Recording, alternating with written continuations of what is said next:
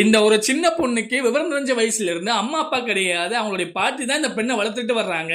இந்த பொண்ணு ஸ்கூல்ல போய் படிக்கிற, அந்த ஸ்கூல்ல படிக்கிற பணக்கார வீட்டு பெண்ணுல இந்த பெண்ணை ராக்கிங் பண்றாங்க. இந்த பொண்ணு நடந்த விஷயத்த தன்னுடைய பாட்டி கிட்ட சொல்லவே இல்லை, அவங்க ஃபீல் பண்ணுவாங்க அப்படின்னு சொல்லி நினைச்சுக்கிறா. இந்த பாட்டியும் ரோட்டோரத்துல ஒரு சின்ன கடை போட்டு நடத்திட்டு வர்றாங்க. அதுல கிடைக்கிற வருமானத்தை வச்சு இந்த பெண்ணை வளர்க்குறாங்க. ஒரு கட்டத்துக்கு மேல அந்த பாட்டிக்கு வயசாகுது, அதனால அவங்களுக்கு மறதி அதிகமாயிட்டே இருக்கு. இந்த குட்டி பொண்ணை அவங்களால கவனிக்க முடியல. இதை தெரிஞ்ச அந்த பெண்ணு இந்த பெண்ணு கூட இருக்கிற தங்கச்சி பாப்பாவை குழந்தை இல்லாம இருக்கிற டாக்டர் குடும்பத்துக்கு இந்த பெண்ணை தத்தெடுக்க கொடுக்குறாங்க. கொஞ்ச காலத்திலேயே அந்த பெண்ணையும் தத்தெடுக்க ஆரம்பிக்கிறாங்க.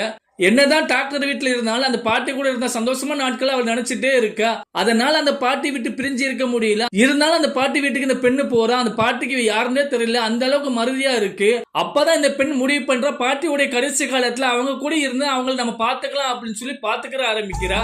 ஒரு கட்டத்துல பாட்டி இறந்து போற நேரத்துல இருக்கும் போது அப்பதான் அந்த பாட்டி வந்து அந்த பேத்தி மேல எவ்வளவு பாசமா வச்சிருக்காங்க அப்படின்னு சொல்லி சொல்றாங்க. கொஞ்ச நேரத்துல அந்த பாட்டி பேசிட்டு இருக்கும்போது டக்குன்னு இறந்து போயிடுறாங்க.